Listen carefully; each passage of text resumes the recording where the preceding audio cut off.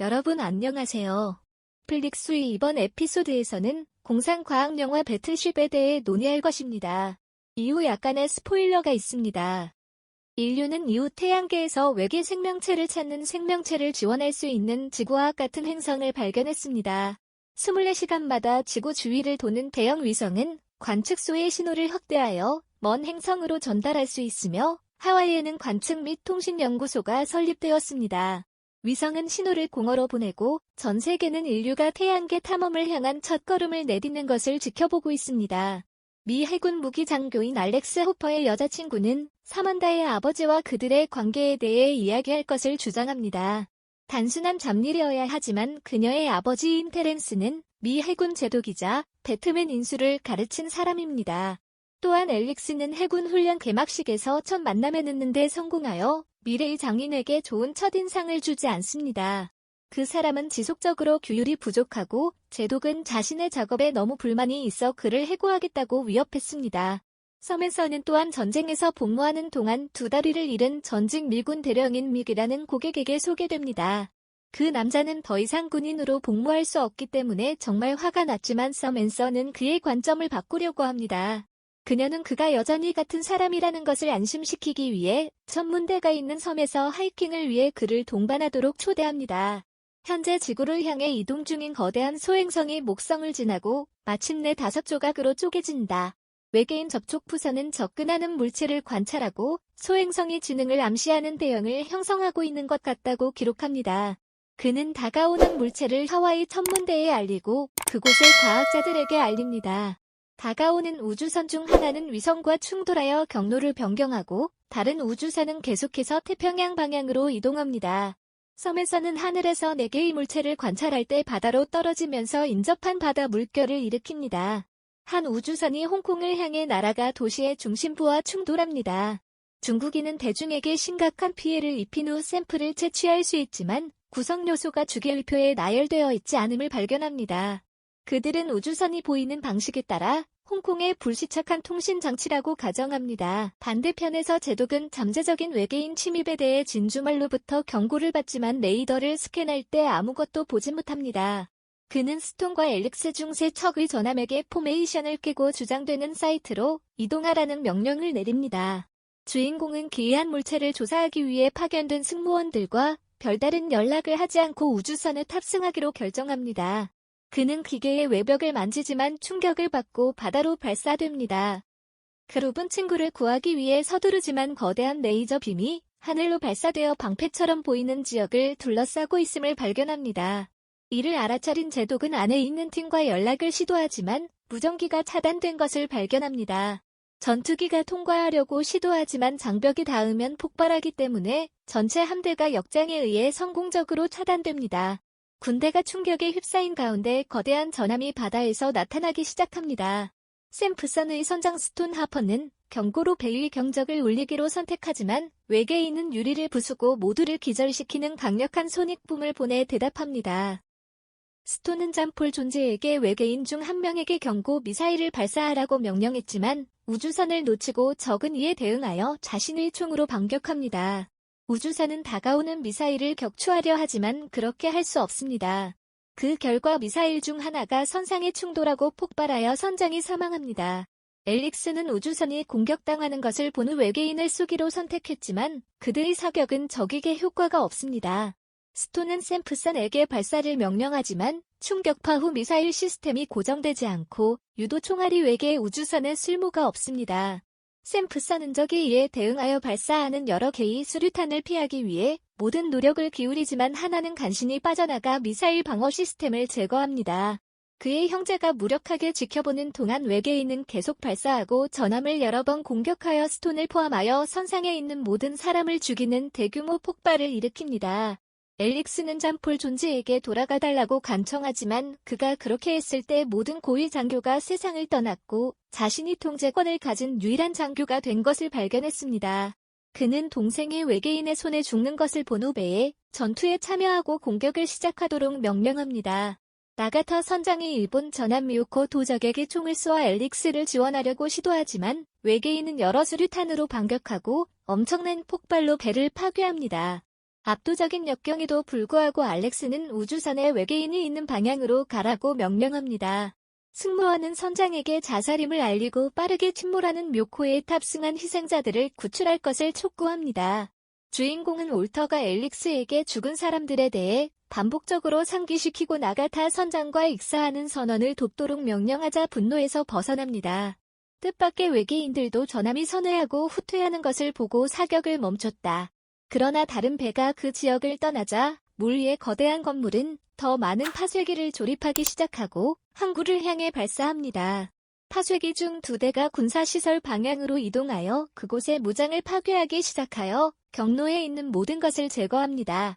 다른 기계가 인구 밀집 지역에 도달하면 다리를 무너뜨려 전체 도로망을 파괴합니다. 알렉스가 묘코에 도착해 가능한 한 많은 사람들을 구출하기 위해 노력하자 나가타는 성급하게 공격한 것에 대해 화가 나서 소리를 지르고 알렉스는 상황의 혼란에 겁을 먹습니다. 섬에서는 섬에 접근하는 외계인 우주선을 관찰하고 동시에 위치를 점령할 계획으로 전망대 내부에 착륙합니다. 2사람은 분쟁의 최전선에 가까워 섬을 떠나라고 촉구하는 경찰의 눈에 띕니다. 섬에서는 반대하지만 믹은 다른 방향으로 이동하여 실제로 무슨 일이 일어나고 있는지 알아보려고 합니다. 잔 폴 존즈의 승무원은 반대편 바다에서 익사하는 외계인을 구출할 수 있었습니다. 그들은 생물의 헬멧을 벗고 지구에서 온 인간과 매우 흡사한 휴머노이드를 드러내고 충격을 받았습니다. 외계인은 알렉스를 갑자기 납치하고 다른 세계를 공격한 문명의 이전 역사를 드러내는 심령연결을 설정합니다. 모두가 외벽의 폭발로 땅에 쓰러지고 모두 충격에 빠진 사이 동료를 구하기 위해 수많은 다른 외계인이 찾아옵니다. 앨릭스는 다른 외계인이 무기 시스템을 파괴하기 위해 남겨진 것을 즉시 깨닫고 동료들과 함께 위험을 제거하기 위해 배 안으로 뛰어들어갑니다. 외계인이 문을 열고 방으로 들어오자 월터는 이를 지켜본다. 그 남자는 그 물체가 무기 시스템을 스캔하는 것을 막으려 하지만 헝겊 인형처럼 옆으로 던져집니다. 군대는 알렉스가 와서 외계인을 발사하려고 시도하는 동안 하나씩 땅에 쓰러뜨리면서 외계인에게 빠르게 압도됩니다. 그러나 갑옷은 총을 쓸모없게 만듭니다.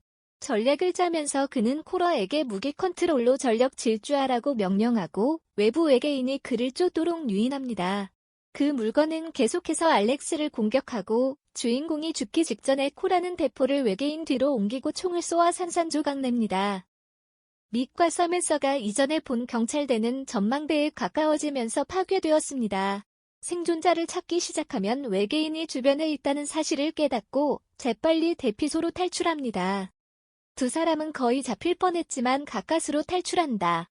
섬에서는 적이 떠난 후 라디오를 사용하여 지원을 요청하려고 시도하지만 그들의 전송이 방해받는 것을 발견합니다.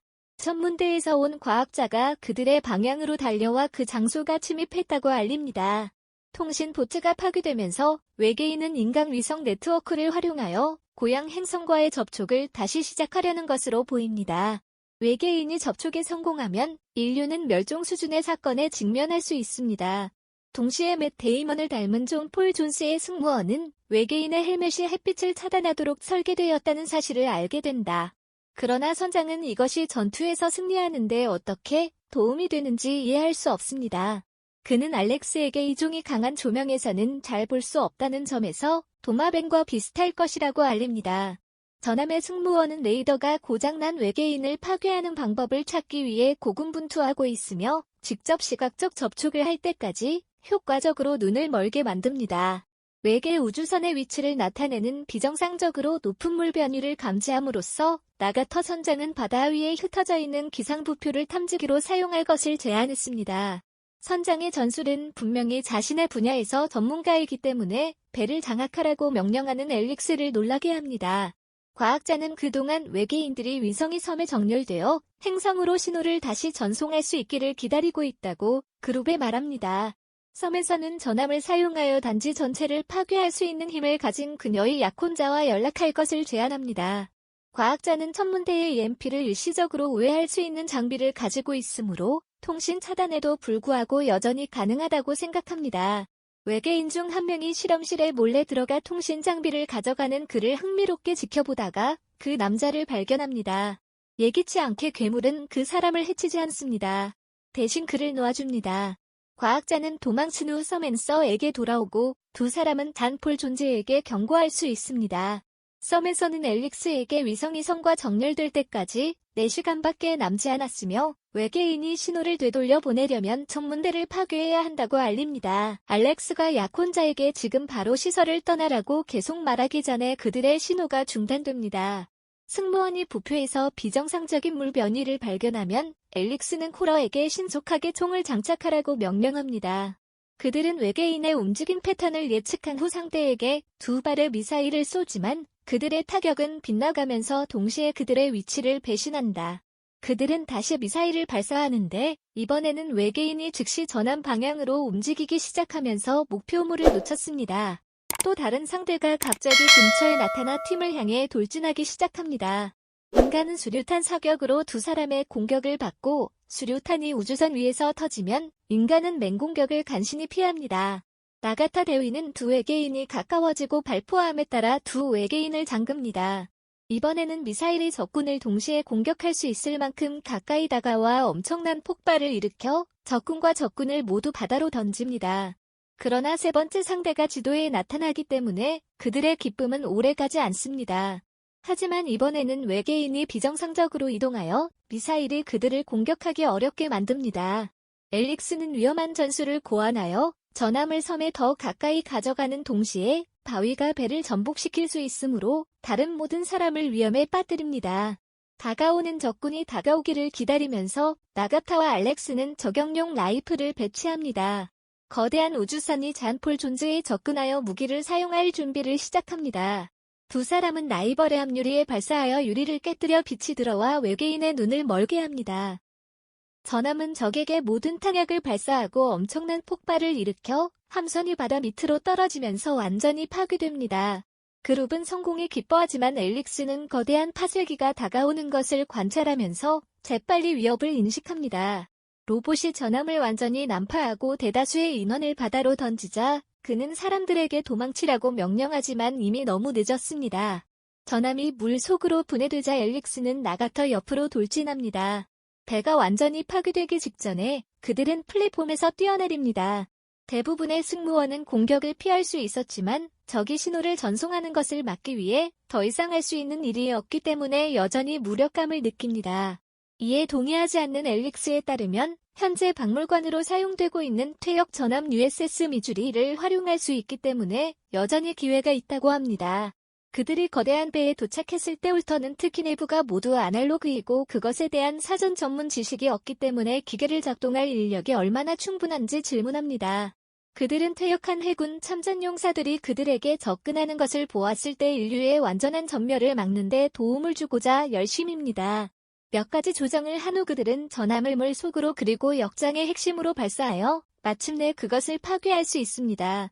그들은 거대한 기계에 도달했을 때 그것이 움직일 수 있다는 사실에 충격을 받습니다.